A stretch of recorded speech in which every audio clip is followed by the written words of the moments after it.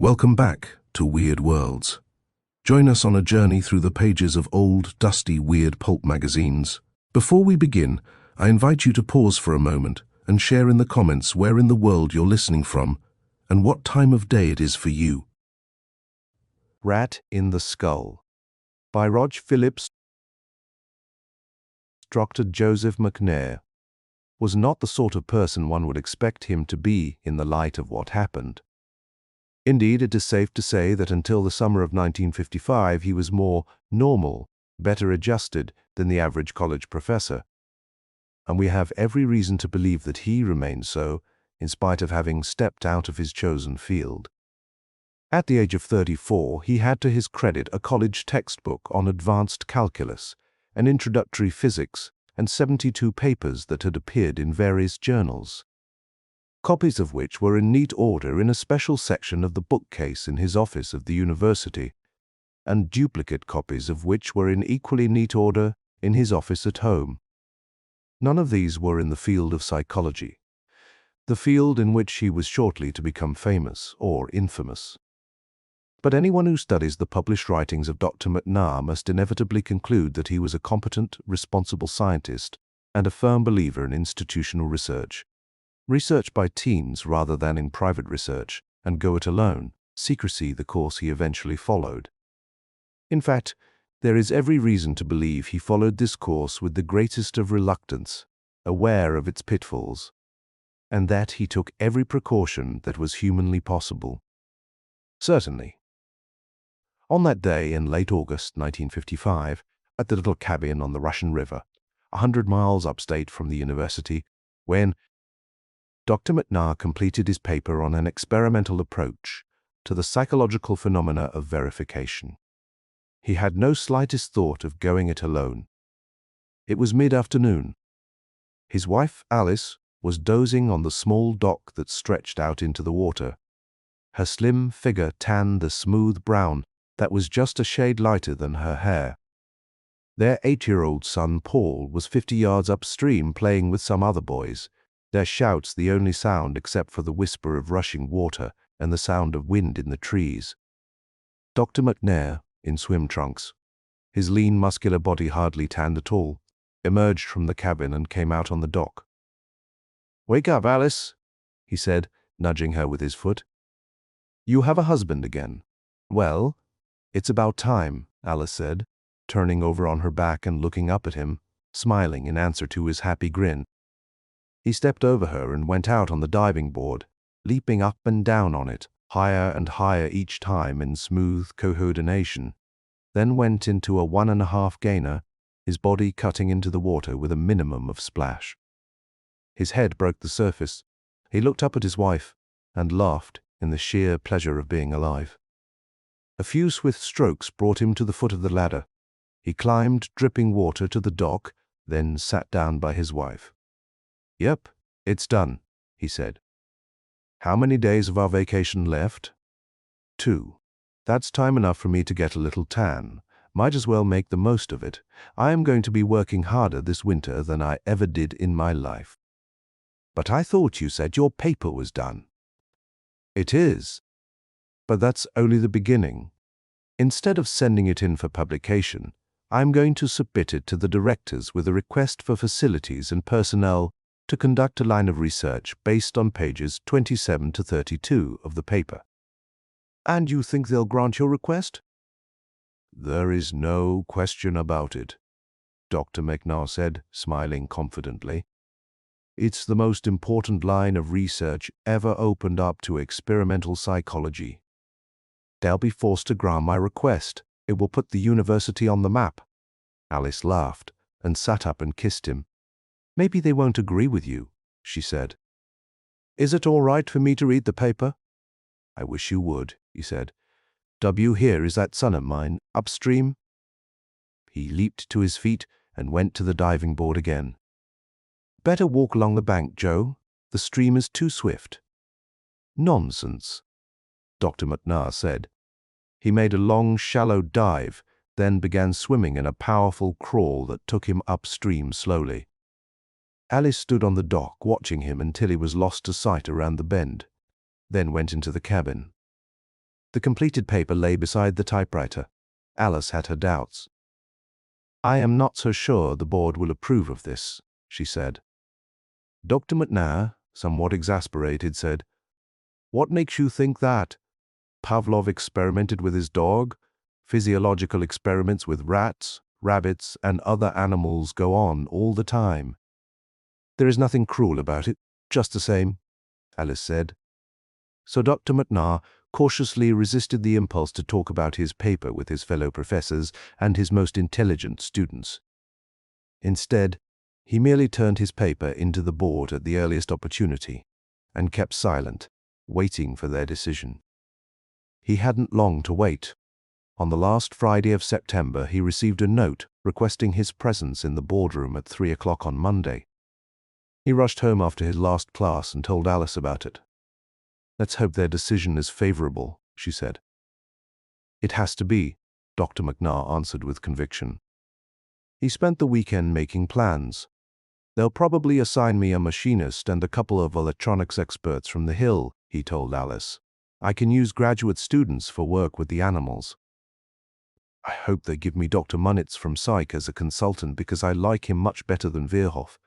By early spring we should have things rolling Monday at 3 o'clock on the dot." Dr. McNair knocked on the door of the boardroom and entered. He was not unfamiliar with it, nor with the faces around the massive walnut conference table. Always before, he had known what to expect, a brief commendation for the revisions in his textbook on calculus for its 5th printing. A nice speech from the president about his good work as a prelude to a salary raise, quiet, expected things. Nothing unanticipated had ever happened here now. As he entered, he sensed a difference. All eyes were fixed on him, but not with admiration or friendliness. They were fixed more in the manner of a restaurateur, watching the approach of a cockroach along the surface of the counter. Suddenly the room seemed hot and stuffy. The confidence in Dr. McNair's expression evaporated. He glanced back toward the door as though wishing to escape. "So it's you," the president said, setting the tone of what followed. "This is yours?" the president added, picking up the neatly typed manuscript, glancing at it, and dropping it back on the table as though it was something unclean. Dr. McNair nodded and cleared his throat nervously to say yes, but didn't get the chance. "We all of us are amazed and shocked," the president said. "Of course, we understand that psychology is not your field, and you probably were thinking only from the mathematical viewpoint. We are agreed on that. What you propose, though," he shook his head slowly, "it's not only out of the question, but I am afraid I am going to have to request that you forget the whole thing. Put this paper where no one can see it, preferably destroy it. I am sorry, Dr. McNair, but the university simply cannot afford to be associated with such a thing even remotely. I'll put it bluntly, because I feel strongly about it, as do the other members of the board. If this paper is published or in any way comes to light, we will be forced to request your resignation from the faculty." "But why?" Dr. McNair asked in complete bewilderment. "Why?" Another board member exploded, slapping the table. "It's the most inhuman thing I ever heard of, strapping a newborn animal onto some kind of frame and tying its legs to control levers with the intention of never letting it free. The most fiendish and inhuman torture imaginable. If you didn't have such an outstanding record, I would be for demanding your resignation at once." "But that's not true," Dr. McNair said. "It's not torture. Not in any way. Didn't you read the paper? Didn't you understand that?" "I read it," the man said. "We all read it, every word." "Then you should have understood," Dr. McNair said. "We read it," the man repeated. "And we discussed some aspects of it with Dr. Virhoff without bringing your paper into it, nor your name." "Oh," Dr. McNair said. "Virhoff. He says experiments, very careful experiments, have already been conducted along the lines of getting an animal to understand a symbol system, and it can't be done. The nerve paths aren't there. Your line of research, besides being inhumanly cruel, would accomplish nothing." "Oh," Dr. McNair said, his eyes flashing. "So you know all about the results of an experiment in an untried field without performing the experiments." According to Dr. Veerhoff, that field is not untried, but rather well explored, the board member said. Giving an animal the means to make vocal sounds would not enable it to form a symbol system. "I disagree," Dr. McNair said, seething. "My studies indicate clearly, I think," the president said, with a firmness that demanded the floor. "Our position has been made very clear, Dr. McNair. The matter is now closed permanently. I hope you will have the good sense, if I may use such a strong term, to forget the whole thing for the good of your career and your very nice wife and son. That is all." He held the manuscript toward Dr. McNair. "I can't understand their attitude," Dr. McNair said to Alice when he told her about it. "Possibly I can understand it a little better than you, Joe," Alice said thoughtfully. "I had a little of what I think they feel when I first read your paper. A prejudice against the idea of it is as closely as I can describe it. Like it would be violating the order of nature, giving an animal a soul in a way. Then you feel as they do," Dr. McNair said. "I didn't say that, Joe." Alice put her arms around her husband and kissed him fiercely. "Maybe I feel just the opposite, that if there is some way to give an animal a soul, we should do it." Dr. McNair chuckled. "It wouldn't be quite that cosmic. An animal can't be given something it doesn't have already. All that can be done is to give it the means to fully capitalize on what it has. Animals, man included, can only do by observing the results. When you move a finger, what you really do is send a neural impulse out from the brain along one particular nerve or one particular set of nerves, but you can never learn that, nor just what it is you do. All that you can know is that when you do a definite something, your eyes and sense of touch bring you the information that your finger moved. But if that finger were attached to a voice element that made the sound, ah, and you could never see your finger, all you could ever know is that when you did that particular something, you made a certain vocal sound. Changing the resultant effect of mental commands to include things normally impossible to you may expand the potential of your mind, but it won't give you a soul if you don't have one to begin with." "You are using Veerhoff's arguments on me," Alice said, "and I think we're arguing from separate definitions of a soul. I am afraid of it, Joe. It would be a tragedy, I think, to give some animal, a rat maybe, the soul of a poet, and then have it discover that it is only a rat." "Oh," Dr. McNair said, "that kind of soul. No, I am not that optimistic about the results. I think we'd be lucky to get any results at all, a limited vocabulary that the animal would use meaningfully. But I do think we'd get that. It would take a lot of time and patience, and we'd have to keep the whole thing secret from everyone," Dr. McNair said. "We couldn't even let Paul have an inkling of it, because he might say something to one of his playmates, and it would get back to some member of the board. How could we keep it secret from Paul?" "Paul knows he's not allowed in your study," Alice said. "We could keep everything there and keep the door locked? Then it's settled, wasn't it? From the very beginning?" Alice put her arms around her husband and her cheek against his ear to hide her worried expression. "I love you, Joe. I'll help you in any way I can. And if we haven't enough in the savings account, there is always what Mother left me. I hope we won't have to use any of it, sweetheart," he said. The following day, Dr. McNair was an hour and a half late coming home from the campus. He had been, he announced casually, to a pet store. "We'll have to hurry," said Alice. "Paul will be home any minute." She helped him carry the packages from the car to the study. Together they moved things around to make room for the gleaming new cages with their white rats and hamsters and guinea pigs. When it was done, they stood arm in arm viewing their new possession. To Alice McNair, just the presence of the animals in her husband's study brought the research project into reality. As the days passed, that romantic feeling became fact. "We're going to have to do together," Joe McNair told her at the end of the first week. what a team of a dozen specialists in separate fields should be doing. Our first job before we can do anything else is to study the natural movements of each species and translate them into patterns of robot directives. Robot directives. I visualize it this way, Dr. McNair said. The animal will be strapped comfortably in a frame so that its body can't move but its legs can. Its legs will be attached to 4 separate free-moving levers which make a different electrical contact for every position.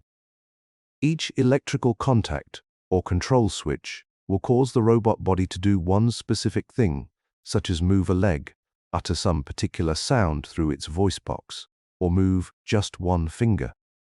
Can you visualize that, Alice? Alice nodded. Okay, now one leg has to be used for nothing but voice sounds. That leaves 3 legs for control of the movements of the robot body. In body movement, there will be simultaneous movements and sequences. A simple sequence can be controlled by one leg. All movements of the robot will have to be reduced to not more than 3 concurrent sequences of movement of the animal's legs. Our problem, then, is to make the unlearned and the most natural movements of the legs of the animal control the robot body's movements in a functional manner. Endless hours were consumed in this initial study and mapping. Alice worked at it while her husband was at the university and Paul was at school. Dr. McNair rushed home each day to go over what she had done and continue the work himself. He grew more and more grudging of the time his classes took. In December, he finally wrote to the 3 technical journals that had been expecting papers from him for publication during the year that he would be too busy to do them. By January, the initial phase of research was well enough along so that Dr. McNair could begin planning the robot. For this, he set up a workshop in the garage. In early February, he finished what he called the test frame. After Paul had gone to bed, Dr. McNair brought the test frame into the study from the garage. To Alice, it looked very much like the insides of a radio. She watched while he placed a husky-looking male white rat in the body, harness fastened to the framework of aluminum, and tied its legs to small metal rods. Nothing happened except that the rat kept trying to get free, and the small metal rods tied to its feet kept moving in pivot sockets. "Now," Dr. McNair said excitedly, flicking a small toggle switch on the side of the assembly. Immediately, a succession of vocal sounds erupted from the speaker. They followed one another, making no sensible word. "He's doing that," Dr. McNair said triumphantly. "If we left him in that, do you think he'd eventually associate his movements with the sounds?"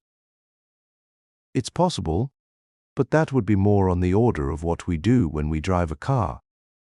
To some extent, a car becomes an extension of the body, but you're always aware that your hands are on the steering wheel, your foot on the gas pedal or brake. You extend your awareness consciously.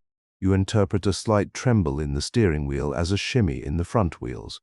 You are oriented primarily to your body and only secondarily to the car as an extension of you."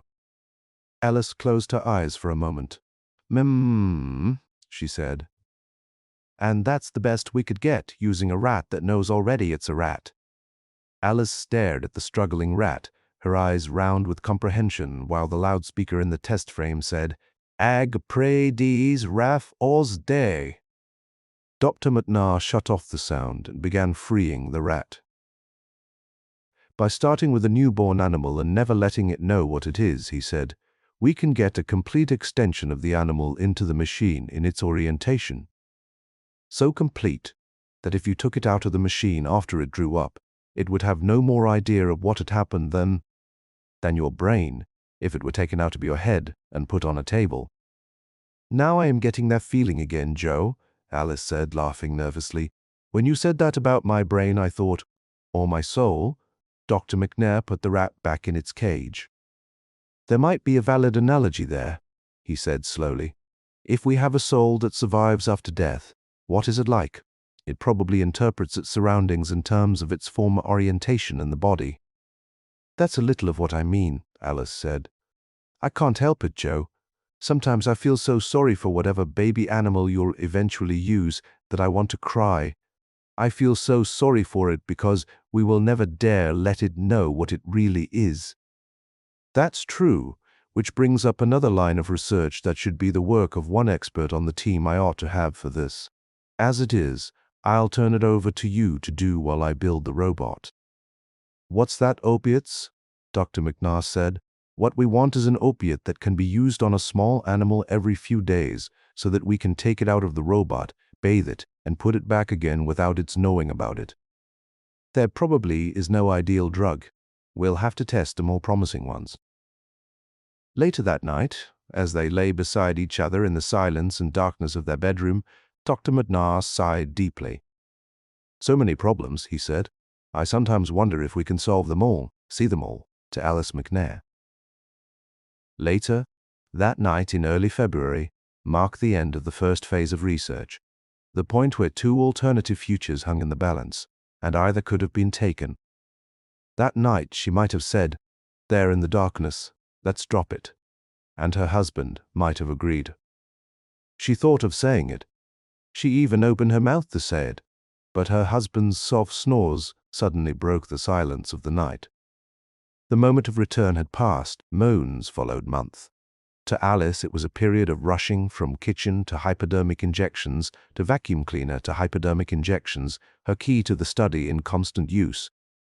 Paul, 9 years old now, took to spring baseball and developed an indifference to television, much to the relief of both his parents.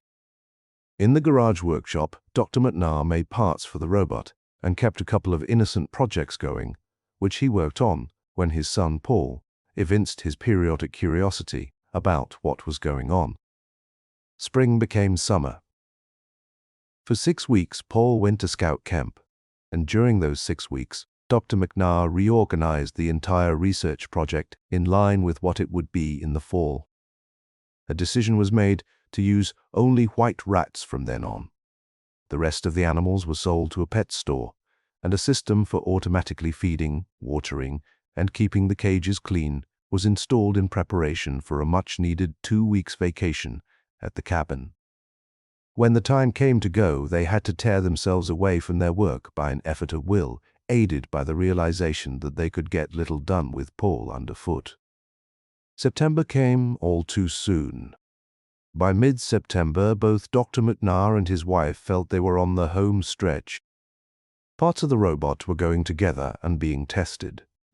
The female white rats were being bred at the rate of 1 a week, so that when the robot was completed, there would be a supply of newborn rats on hand. October came and passed.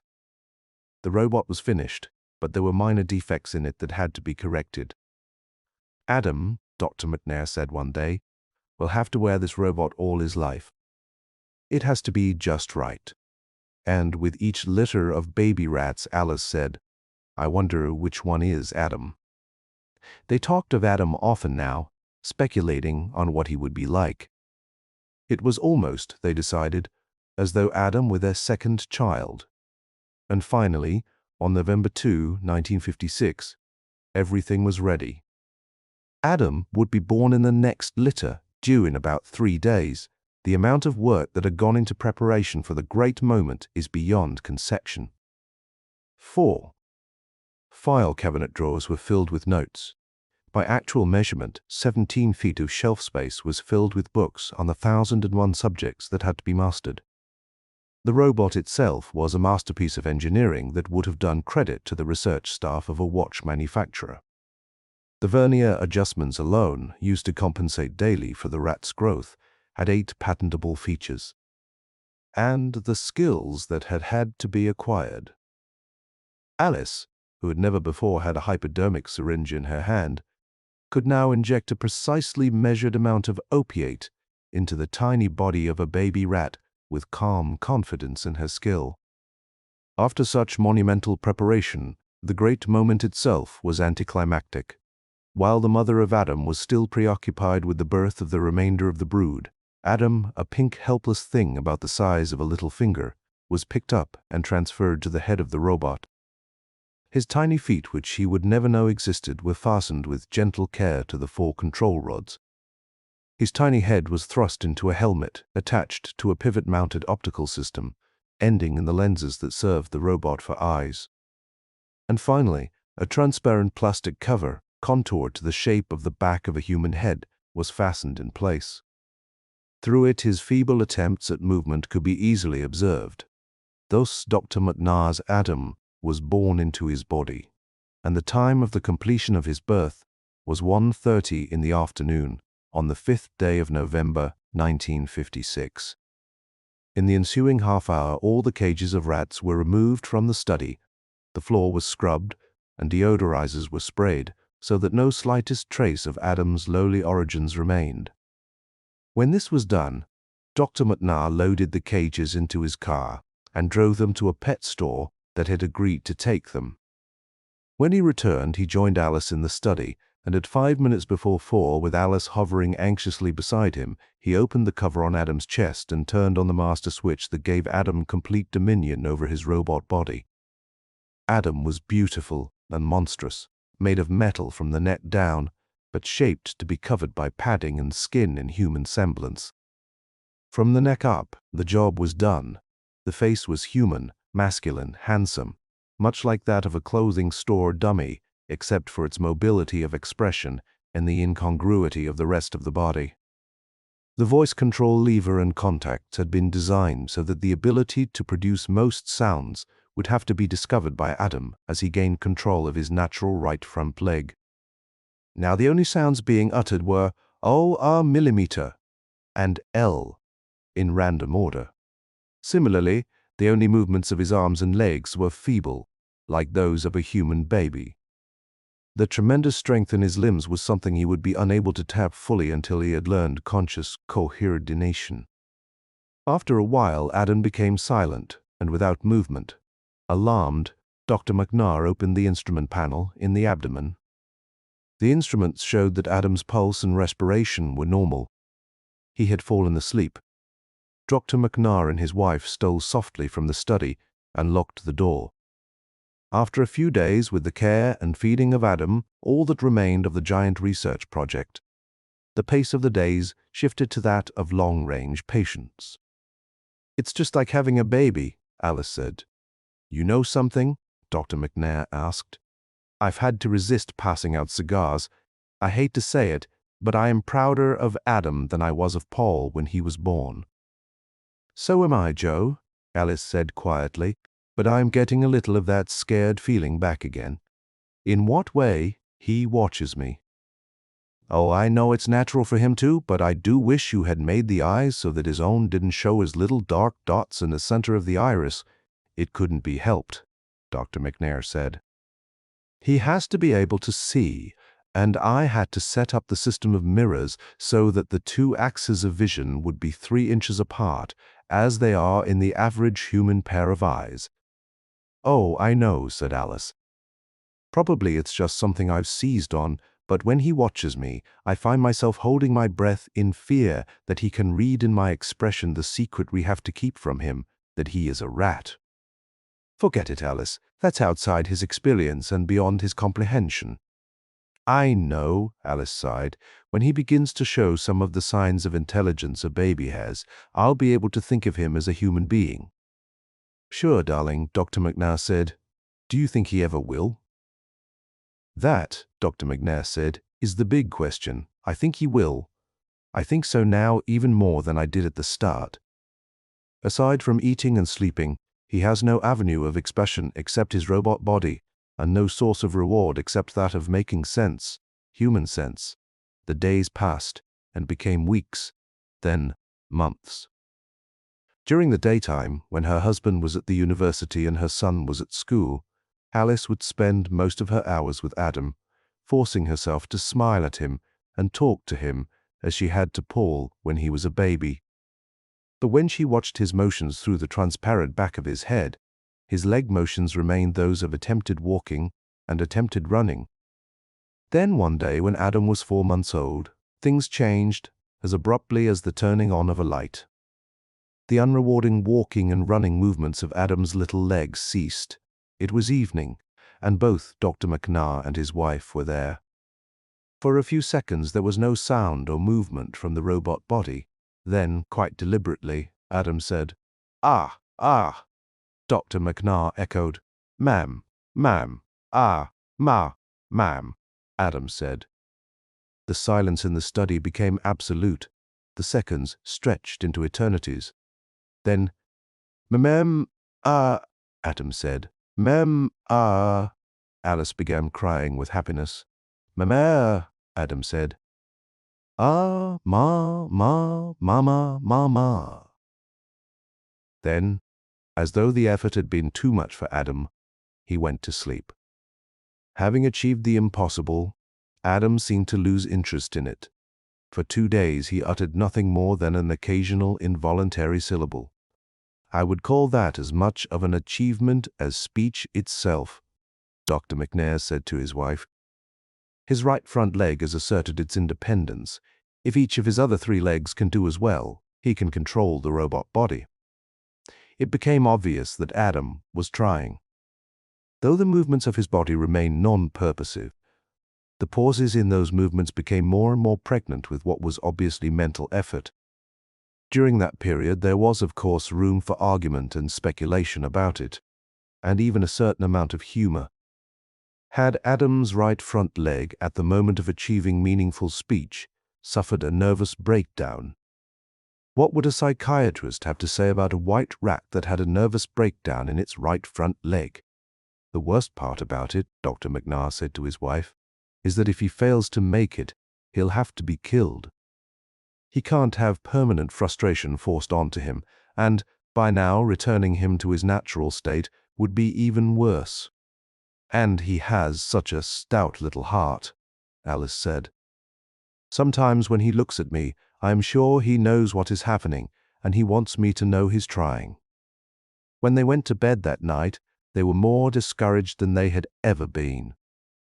Eventually, they slept. When the alarm went off, Alice slipped into her robe and went into the study first, as she always did. A moment later, she was back in the bedroom, shaking her husband's shoulder. "Joe," she whispered, "wake up! Come into the study!" He leapt out of bed and rushed past her. She caught up with him and pulled him to a stop. "Take it easy, Joe," she said. "Don't alarm him." "Oh," Dr. McNair relaxed. "I thought something had happened." "Something has." They stopped in the doorway of the study. Dr. McNair sucked in his breath sharply, but remained silent. Adam seemed oblivious of their presence. He was too interested in something else. He was interested in his hands. He was holding his hands up where he could see them, and he was moving them independently, clenching and unclenching the metal fingers with slow deliberation. Suddenly the movement stopped. He had become aware of them. Then, impossibly, unbelievably, he spoke. "Ma! Ma!" Adam said. Then, "Pa! Pa! Adam!" Alice sobbed, rushing across the study to him and sinking down beside him. Her arms went around his metal body. "Oh, Adam," she cried happily, "it was the beginning. The date of that beginning is not known. Alice McNair believes it was early in May, but more probably it was in April. There was no time to keep notes. In fact, there was no longer a research project, nor any thought of one. Instead, there was Adam, the person. At least to Alice he became that, completely perhaps. Also to Dr. McNair quite often stood behind Adam where he could watch the rat body through the transparent skull case while Alice engaged Adam's attention. Alice did the same, at times, but she finally refused to do so anymore. The sight of Adam, the rat, his body held in a net attached to the frame, his head covered by the helmet, his 4 legs moving independently of one another, with little semblance of walking or running motion, nor even of coordination, but with swift, darting motions and pauses pregnant with meaning, brought back to Alice the old feeling of vague fear and a tremendous surge of pity for Adam that made her want to cry. Slowly, subtly, Adam's rat body became to Alice a pure brain, and his legs 4 nerve ganglia, a brain covered with short white fur, and when she took him out of his harness under opiate to bathe him, she bathed him as gently and carefully as any brain surgeon sponging a cortical surface. Once started, Adam's mental development progressed rapidly. Dr. McNair began making notes again on June 2, 1957, just 10 days before the end. And it is to these notes that we go for an insight into Adam's mind. On June 4th, Dr. McNair wrote, "I am of the opinion that Adam will never develop beyond the level of a moron in the scale of human standards. He would probably make a good factory worker or chauffeur in a year or two. But he is consciously aware of himself as Adam. He thinks in words and simple sentences with an accurate understanding of their meaning, and he is able to do new things from spoken instructions. There is no question, therefore, but that he has an integrated mind, entirely human in every respect." On June 7th, Dr. McNair wrote, "Something is developing which I hesitate to put down on paper for a variety of reasons. Creating Adam was a scientific experiment, nothing more than that both the premises on which the project was based have been proven, that the principle of verification is the main factor in learned response, and that, given the proper conditions, some animals are capable of abstract symbol systems, and therefore of thinking with words to form meaningful concepts. Nothing more was contemplated in the experiment. I stress this because Adam is becoming deeply religious, and before any mistaken conclusions are drawn from this, I will explain what caused this development. It was an oversight of a type that is bound to happen in any complex project. Alice's experimental data on the effects of opiates, and especially the data on increasing the dose to offset growing tolerance, were based on observation of the subject alone, without any knowledge of the mental aspects of increased tolerance, which would, of course, be impossible except with human subjects. Unknown to us, Adam has been becoming partly conscious during his bath, just conscious enough to be vaguely aware of certain sensations and to remember them afterward. Few, if any, of these half-remembered sensations are such that he can fit them into the pattern of his waking reality.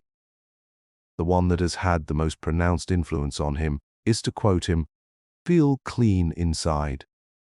Feel good." Quite obviously, this sensation is caused by his bath. With it is a distinct feeling of disembodiment, of being, and these are his own words, "outside my body."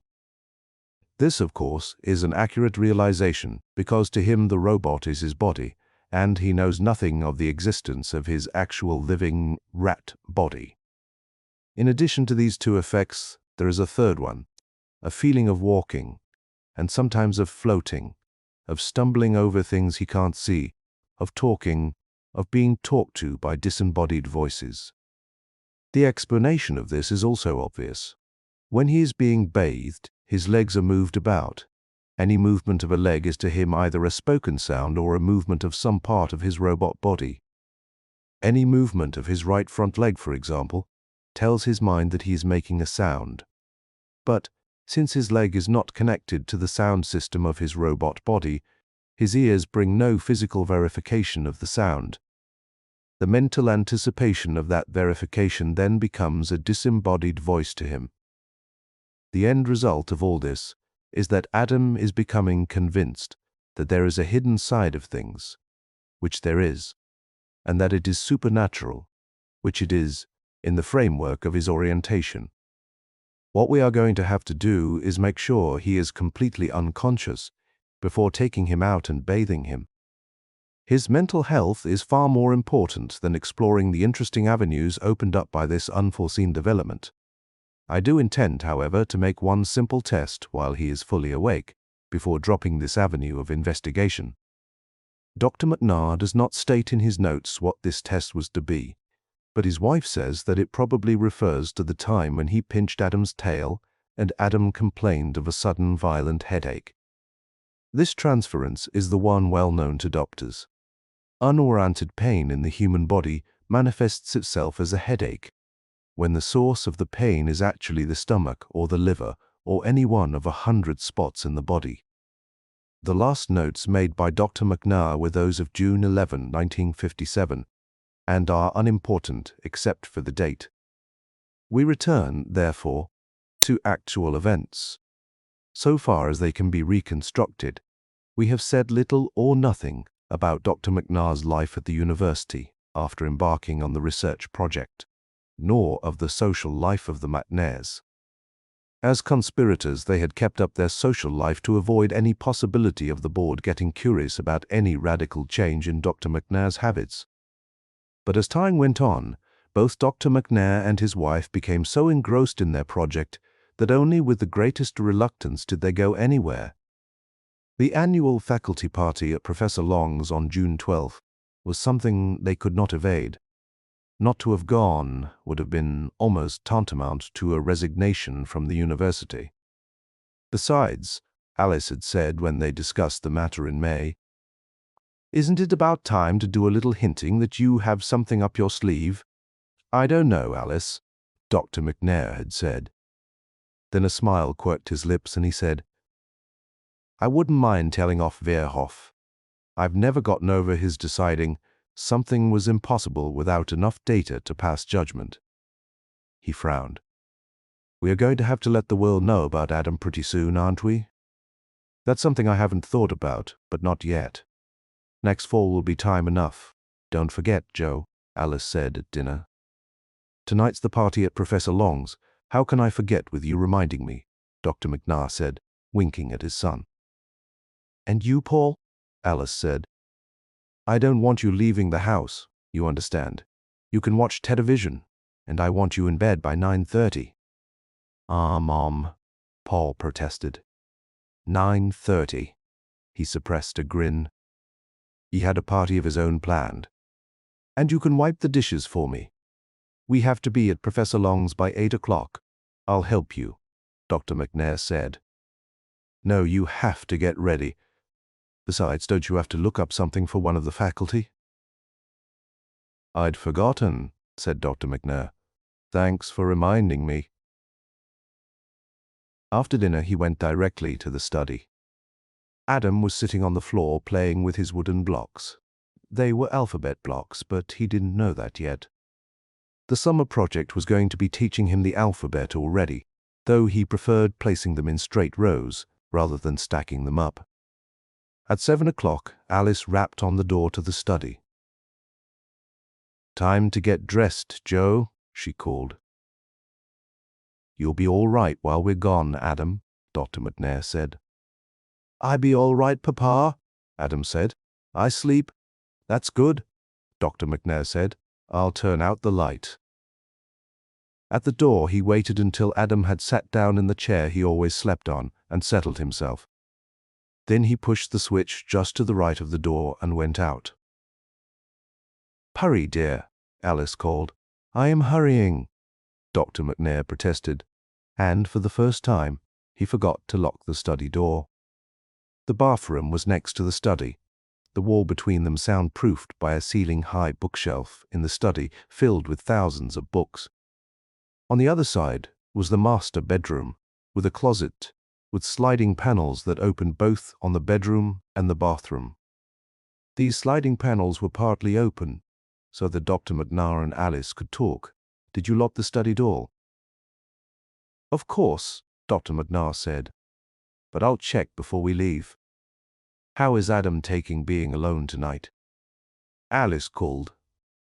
"Okay," Dr. McNair said. "Damn. What's the matter, Joe? I forgot to get razor blades." The conversation died down.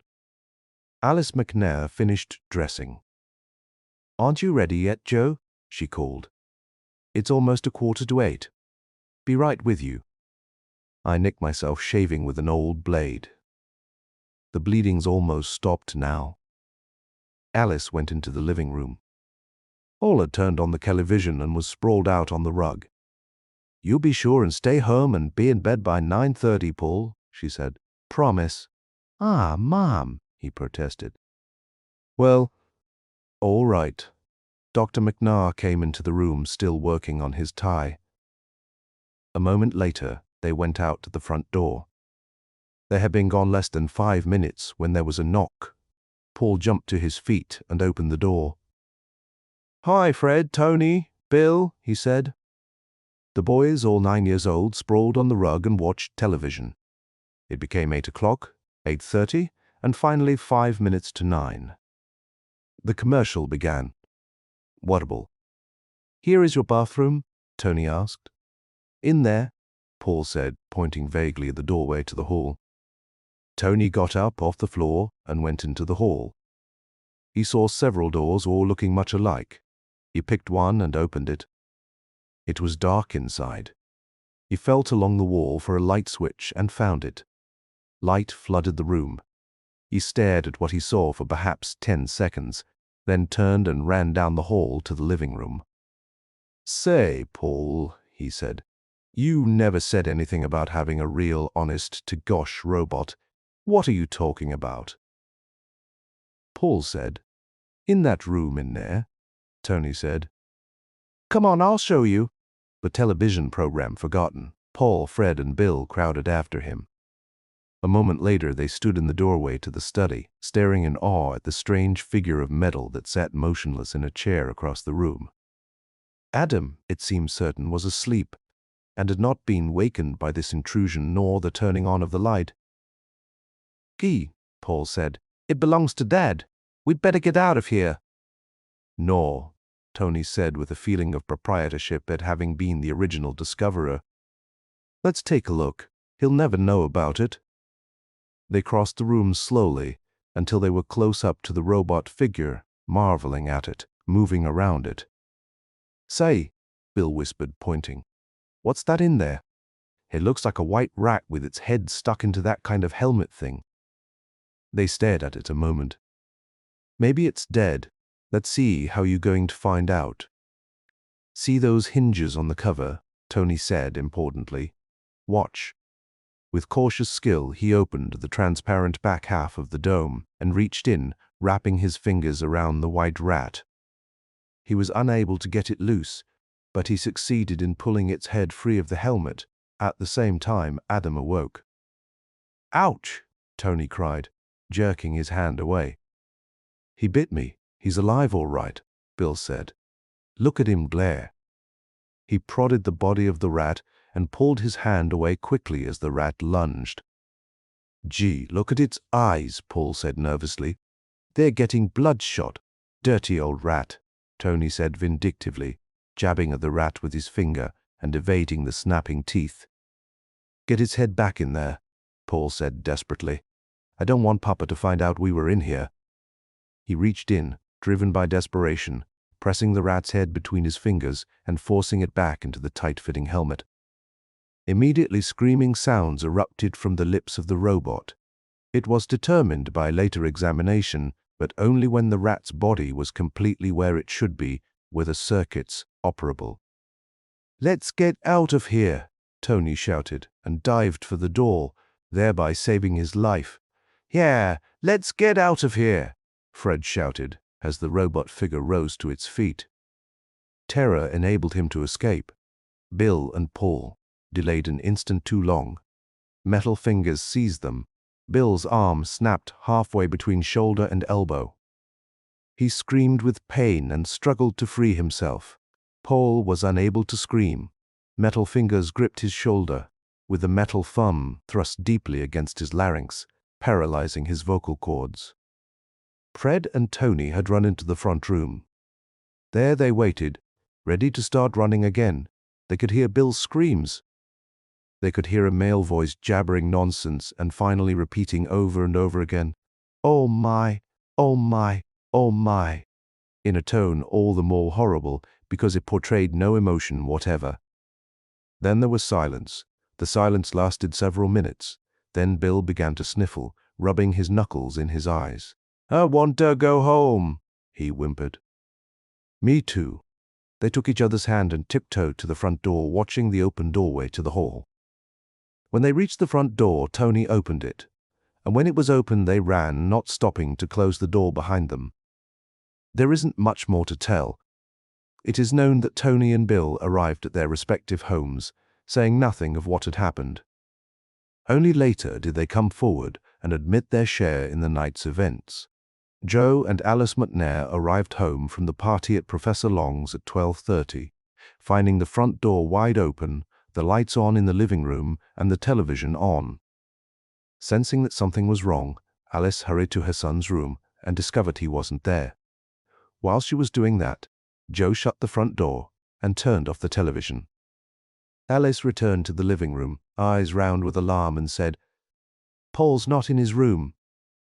"Adam," Joe croaked, and rushed into the hallway, with Alice following more slowly. She reached the open door of the study in time to see the robot figure pounce on Joe and fasten its metal fingers about his throat, crushing vertebrae and flesh alike. Oblivious to her own danger, she rushed to rescue her already dead husband. But the metal fingers were inflexible. Belatedly, she abandoned the attempt and ran into the hallway to the phone. When the police arrived, they found her slumped against the wall in the hallway. She pointed toward the open doorway of the study. Without speaking, the police rushed into the study. At once there came the sounds of shots, dozens of them it seemed. Later, both policemen admitted that they lost their heads and fired until their guns were empty. But it was not yet the end of Adam. It would perhaps be impossible to conceive the full horror of his last hours, but we can at least make a guess. Asleep when the boys entered the study, he awakened to a world he had never before perceived, except very vaguely and under the soporific veil of opiate. But it was a world vastly different even than that. There is no way of knowing what he saw. Probably blurred ghostly figures, monstrous beyond the ability of his mind to grasp. For his eyes were adjusted only to the series of prisms and lenses that enabled him to see and coordinate the images brought to him through the eyes of the robot. He saw these impossible figures. He felt pain and torture that were not of the flesh as he knew it, but of the spirit. Agony beyond agony administered by what he could only believe were fiends from some nether hell. And then, abruptly, as 10-year-old Paul shoved his head back into the helmet, the world he had come to believe was reality returned. It was as though he had returned to the body from some awful pit of hell, with the soul sickness still with him. Before him he saw 4 human-like figures of reality, but beings unlike the only 2 he had ever seen.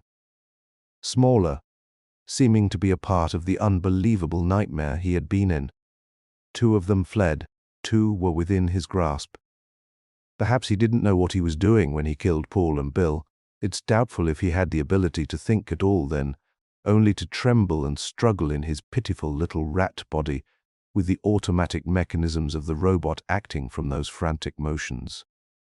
But it is known that there were 3 hours between the deaths of the 2 boys and the entry of Dr. McNair at 12:30, and during those 3 hours, he would have had a chance to recover. And to think, and to partially rationalize, the nightmare he had experienced in realms outside what to him was the world of reality. Adam must certainly have been calm enough, rational enough, to recognize Dr. McNair when he entered the study at 12:30. Then why did Adam deliberately kill Joe by breaking his neck? Was it because in that 3 hours he had put together the evidence of his senses and come to the realization that he was not a man but a rat? It's not likely.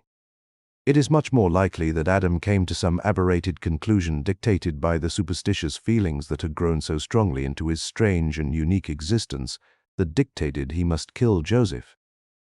For it would have been impossible for him to have realized that he was only a rat. You see, Joseph McNair had taken great care that Adam never in all his life should see another rat. There remains only the end of Adam to relate. Physically, it can be only anticlimactic. With his metal body out of commission from a dozen or so shots, 2 of which destroyed the robot extensions of his eyes, he remained helpless until the coroner carefully removed him. To the coroner, he was just a white rat, and a strangely helpless one, unable to walk or stand as rats are supposed to. Also, a strangely vicious one, with red little beads of eyes and lips drawn back from sharp teeth, the same as some rabid wild animal. The coroner had no way of knowing that somewhere in that small, menacing form there was a noble but lost mentality that knew itself as Adam, and held thoughts of a strange and wonderful realm of peace and splendor beyond the grasp of the normal physical senses.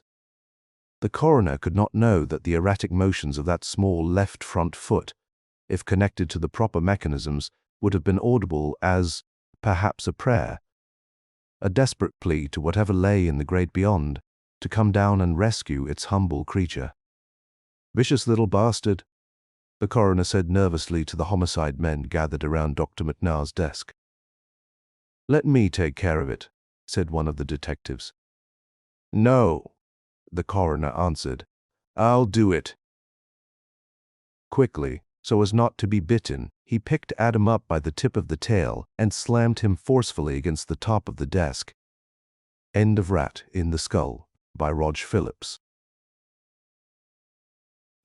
If you found this story interesting, take a moment to support the channel. Hit subscribe, click the bell icon so you're notified of new stories, leave a comment, and give the video a thumbs up. Share it on your socials if you think others might enjoy weird tales. And if you'd like to go a step further in reviving these forgotten horrors, you can click the super thanks button below, or become a member of the channel. With your support, these dusty old stories may see the light once more.